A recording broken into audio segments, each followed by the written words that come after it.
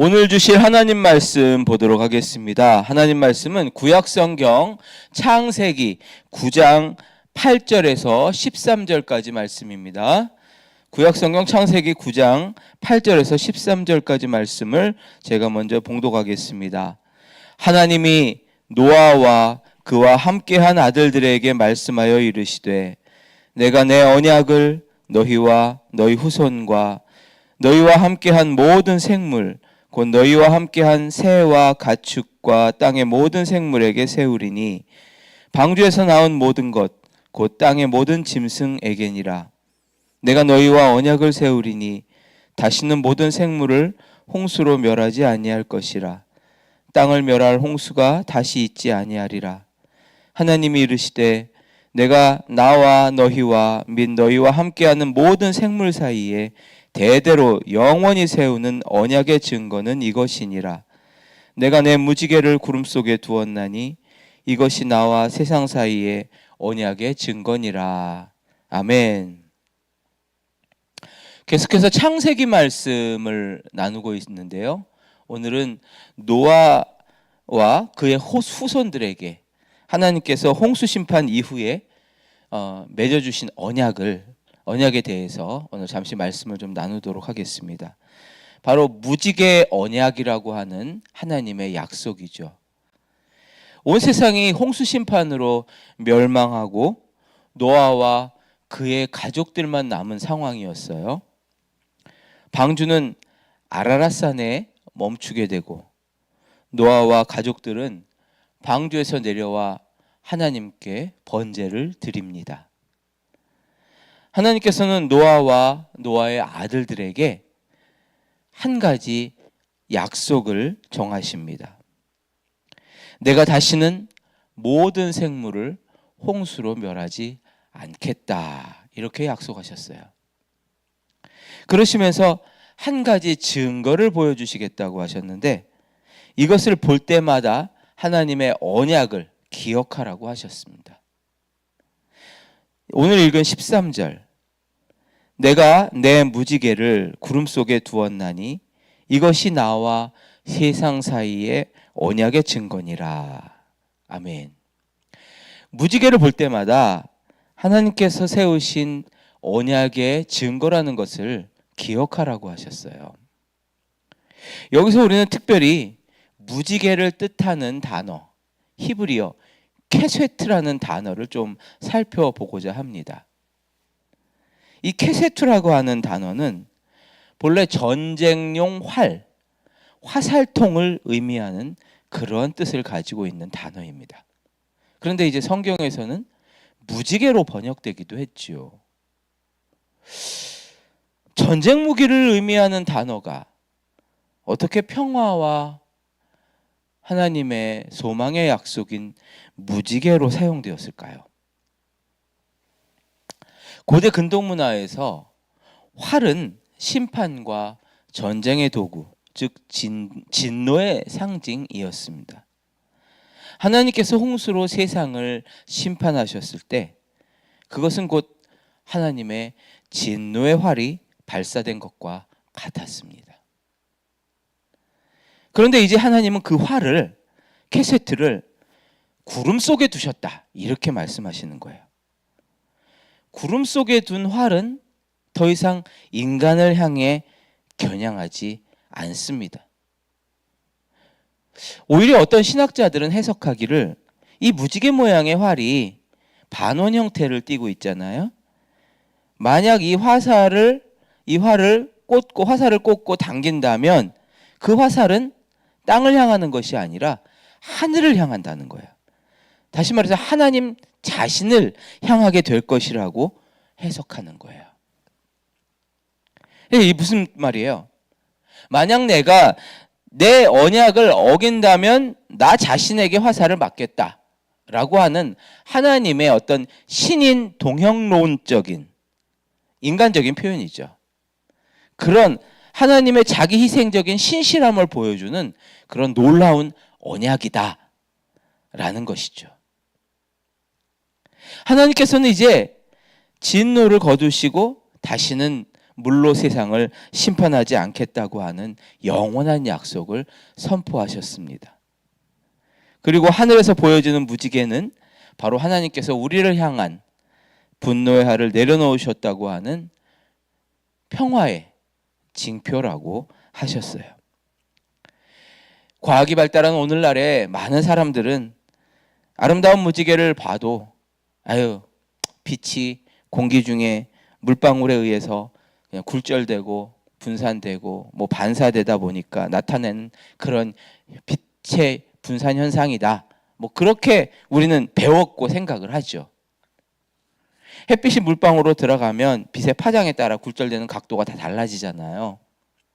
그래서 여러 색깔의 빛으로 보여지는 순간적인 어떤 과학적인 현상이다. 이렇게 우리는 많이 배웠어요. 그런데 하나님이 이런 원리를 모르셔가지고 무지개를 볼 때 언약을 생각하라고 하셨겠어요? 빛이 하늘의 물방울을 통과하는 모든 현상과 원리조차도 만드신 분이 하나님이신데,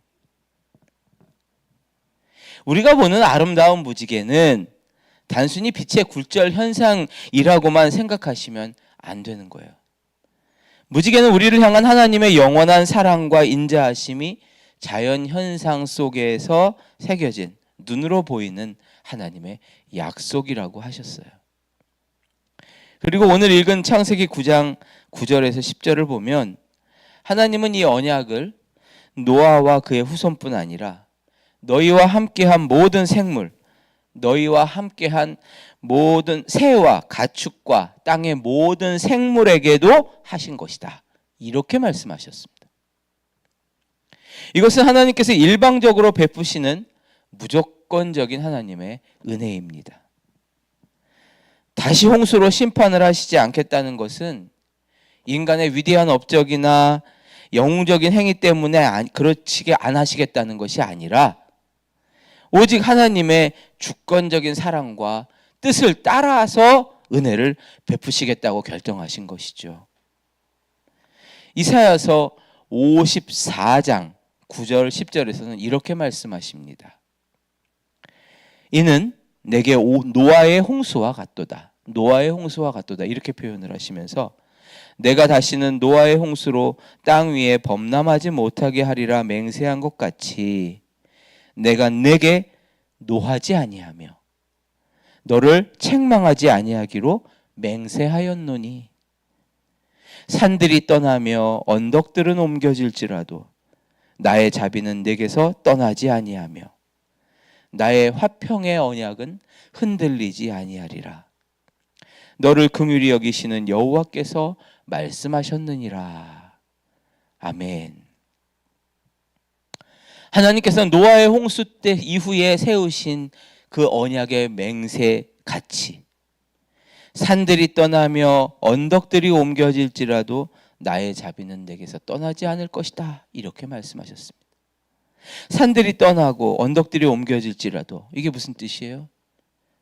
지진이 나고 홍수가 나면 대자연이라 할지라도 마구 흔들리고 범람하고 심지어 위치가 막 변하기도 하죠. 대자연의 기후 위기 앞에서는 도저히 예측할 수 없는 그러한 위기의 상황들이 생기죠.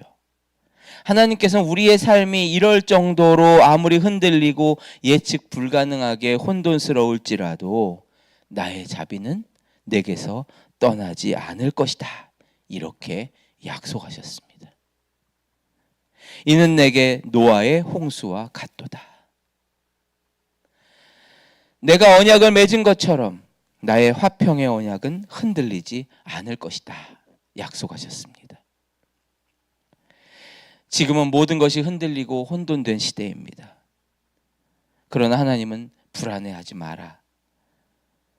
내가 너에게 준 무지개 언약을 붙잡고 나아가라 말씀하고 계십니다. 하나님의 기억하고 계심, 하나님의 맹세하심을 믿으십시오. 오늘 읽은 9장 16절에 이렇게 말씀하십니다. 무지개가 구름 사이에 있으리니 내가 보고 나 하나님과 모든 육체를 가진 땅의 모든 생물 사이의 영원한 언약을 기억하리라.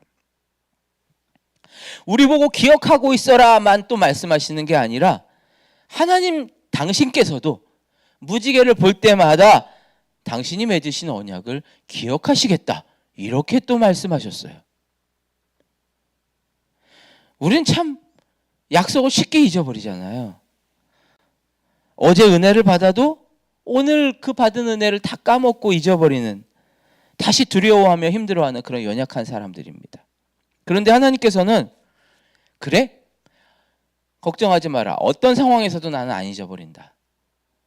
내가 잊지 않으마. 내가 너와 평화의 언약을 맺은 것을 내가 잊지 않으마. 이렇게 말씀하고 계셔요.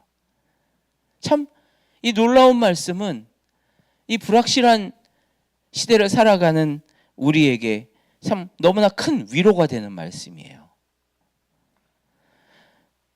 모든 것이 물에 잠기는 듯 그렇게 혼돈을 느낄 때마다 하나님께서는 말씀하셔요. 어떤 상황이라도 내가 나의 자녀라는 것을 내가 잊지 않으마. 두려워하지 마라. 내가 너와 함께 할 것이다. 우리의 믿음과 노력만으로 이 상황들, 참 우리의 현실을 헤쳐나가기가 쉽지가 않아요. 그러나 무지개 언약을 통해서 하나님께서 말씀하시는 거예요. 너의 연약한 기억력을 믿지 마라. 나의 영원한 신실함을 그냥 너는 신뢰하기만 해라. 우리가 구원을, 하나님 나라에 들어갈 때까지 구원을 완성할 수 있는 이유는 우리가 믿음을 잘 발휘하고 흔들리지 않는 굳건한 믿음을 발휘하기 때문에, 성실하게 잘 살기 때문에 이루어지는 게 아니에요. 하나님의 은혜 때문이죠. 부족한 우리를 결코 놓치지 않으시고 내가 너와 맺은 언약을 기억하겠다. 내가 나의 자녀임을 너도 잊지 마라. 그러나 나도 잊지 않을 것이다 라고 하시는 그 사랑의 하나님의 그 붙들어 주심 때문에 우리가 천국 길을 갈 수 있는 것입니다. 오늘도 하나님이 함께 하시겠다고 하는 무지개 언약을 붙잡으세요. 하나님을 신뢰하며 담대하게 오늘도 세상으로 나아가셔서 승리하시는 여러분이 되시기를 예수님의 이름으로 축복합니다.